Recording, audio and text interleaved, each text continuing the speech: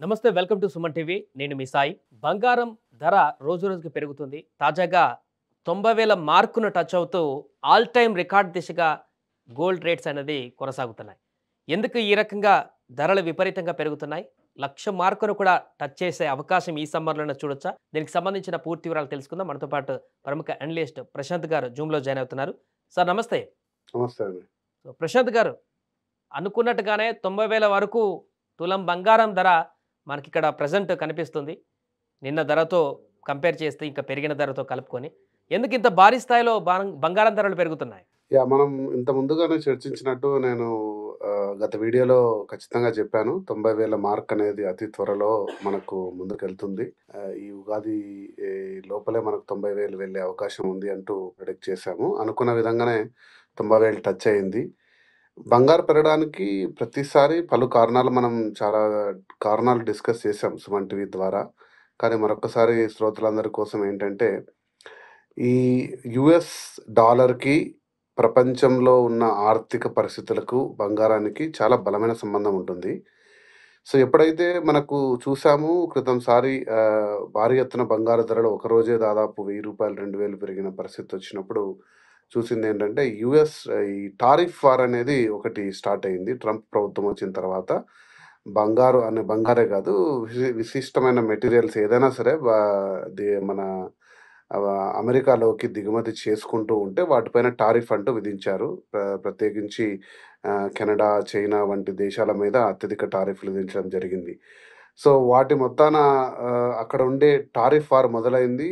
దాని మూలాన ఇప్పుడు యూరోపియన్ యూనియన్ గూడా చాలా గట్టిగా ఆలోచిస్తుంది. ప్రపంచ దేశాలన్నీ గూడా ఆలోచిస్తున్నాయి. అమెరికన్ వస్తువుల మీద మనం చేసుకునే ఇంపోర్ట్ మీద గూడా టారిఫ్‌లేయాలి అంటూ ఒక రకమైన ఆర్థిక యుద్ధం అంటారు. ఫైనాన్షియల్ వార్ అంటూ ఒకటి, టారిఫ్ వార్ అంటూ ఒకటి మొదలవుతున్న సందర్భంలో మరి ఒక ఆర్థిక అనిశ్చితి అంటూ వస్తుంది. ఎప్పుడైనా సరే ఆర్థిక అనిశ్చితి వచ్చినప్పుడు మన కరెన్సీ ఉంటది. మనకు కరెన్సీ అంటే యూఎస్ కరెన్సీని అందరూ గూడా ప్రపంచంలో అన్ని దేశాలు గూడా వారి యొక్క ఫారెన్ రిజర్వ్స్ కింద పెట్టుకుంటారు. వాటిని తగ్గిస్తూ బంగారం నిల్వలను పెంచుకుంటూ వెళ్తారు. మనము స్ట్రెయిట్ థర్డ్ క్వార్టర్ గూడా చూస్తే మీరు చైనా బంగారు నిల్వలను చైనీస్ రిజర్వ్ బ్యాంక్ బంగారు నిల్వలని పెంచుకుంటూ వెళ్తుంది. అంటే దేశాలు గూడా వారి యొక్క నిల్వలని విదేశీ మారక ద్రవ్యం అంటారు. ఫారిన్ ఎక్స్‌చేంజ్ రిజర్వ్స్ వాటిని డాలర్ల పోర్షన్ తగ్గిస్తూ మరియు ఇతరుల దేశాల కరెన్సీస్ తగ్గిస్తూ బంగారు నిల్వలు పెంచుకుంటూ వెళ్తున్నాయి. అలాగే రీటైలర్సు, తర్వాత మీడియం ఇన్వెస్టర్స్, లార్జ్ ఇన్వెస్టర్స్ కూడా బంగారం వైపు వెళ్తూ ఉన్నారు. ఇది చాలా ప్రముఖంగా మనము గత ఒక 2 సంవత్సరాల కాలంగా చూస్తూ ఉన్నాము.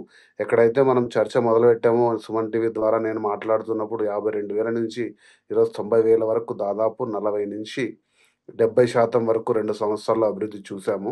ఇది మొదలైంది దాదాపు సంవత్సరన్నర, 2 సంవత్సరాల క్రితం మొదలై ఇంత దూరం వచ్చింది. సో, కాబట్టి ఈ ఆర్థిక అనిశ్చితి టారిఫ్ వార్ అనేది ప్రధానంగా ఒక అంశంగా చూసుకోవచ్చు. ఈ 90,000 మార్క్ టచ్ అయినప్పుడు యూఎస్‌లో కొన్ని అంశాలు మనం ప్రస్తావించుకోవాలిక్కడ.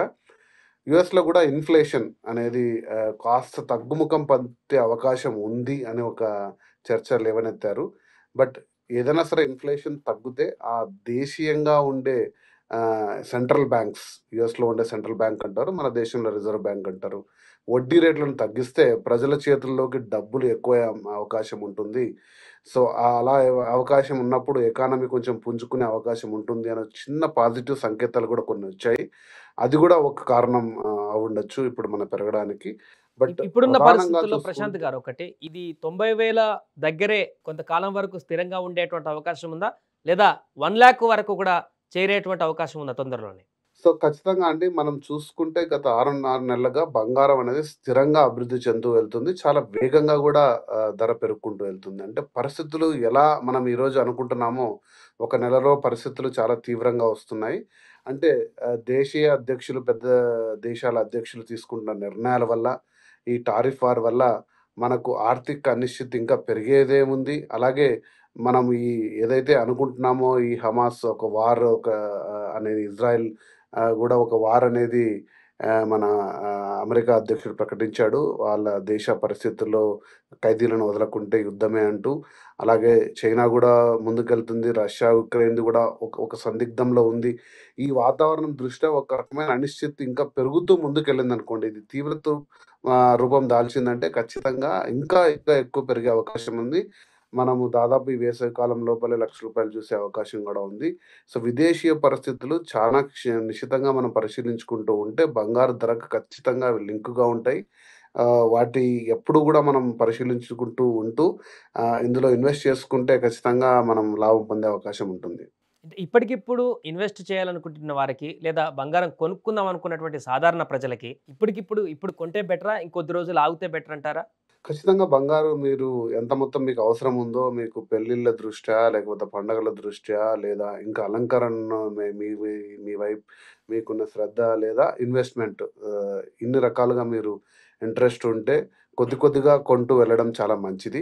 అంటే ఈ ఈ నెల కొంచెం, నెక్స్ట్ నెల కొంచెం ఒకవేళ మనకు హెచ్చుతగ్గులుంటే అందులో మీరు లాభం పడే అవకాశం ఉంటుంది. కానీ మనం ఏకమొత్తంగా చూసుకుంటే గత 2 సంవత్సరాల కాలంలో బంగారం అనేది ఏ రోజు గూడా సడెన్‌గా డౌన్ అయిన సందర్భాలయితే లేవు. సడెన్‌గా అప్ ఉన్నాయి లేదా స్టేబుల్ అయినాయి. కాబట్టి ఎంత మొత్తం మీకు అవసరం ఉందో, ఎంత మొత్తం మీకు ఇన్వెస్ట్‌మెంట్ చేసుకోగలరో, మీ యొక్క అంటే రెగ్యులర్‌గా ఆర్థికంగా సలహా ఇచ్చేదేందంటే, మీరు ఒక రూ. 10 ఇన్వెస్ట్‌మెంట్ కింద చేయాలనుకుంటున్నారు అంటే గిన ఒక 10-15% అవసరమైతే 20% వరకు గోల్డ్ రూపంలో మీరు పెట్టుకోవచ్చు.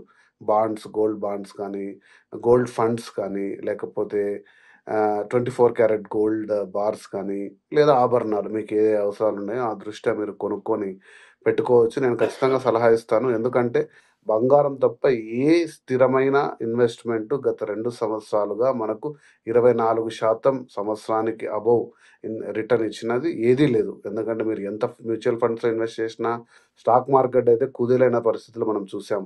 అది దేశీయంగా గాని, విదేశీయంగా ఈవెన్ ప్రపంచకరంగా ఆర్థిక పరిస్థితుల్లో అంటే అమెరికాలో గూడా కొన్ని ట్రిలియన్ డాలర్లు నష్టపోవడం మనం చూసాం. కానీ బంగారంలో ఇన్వెస్ట్ చేసి నష్టపోవడం అంటూ మనం చూడలేదు. కాబట్టి ఖచ్చితంగా నేను సలహా ఇస్తాను ఇన్వెస్ట్ చేయమని. అంటే ఫైనల్‌గా 1,00,000 ఎప్పుడు చేరుకునేటువంటి అవకాశాన్ని ఎక్స్‌పెక్ట్ చేయొచ్చు మనం?